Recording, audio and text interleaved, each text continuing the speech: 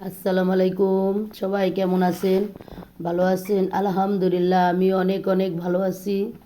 আমি এখন টমেটোর সস বানাবো।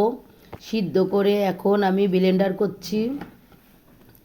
ব্লেন্ডার করে আমি ছেঁকে নিব। ছেঁকে নিয়ে এখন আমি ভালো মতন ছেঁকবো। ছেঁকে নিয়ে আমি চুলায় দিয়ে দিব।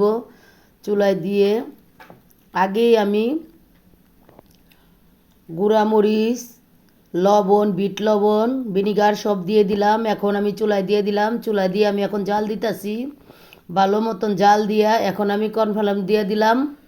দিয়ে এখন ভালো মতন লাড়াচাড়ি দিয়ে হয়ে গেলে তেঁতুল দিয়ে দিব।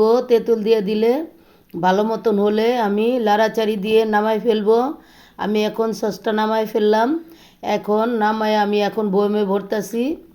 বয়মে ভরে এখন আমি রেখে দিব। বয়মে ভরতে একটু কষ্ট হয়।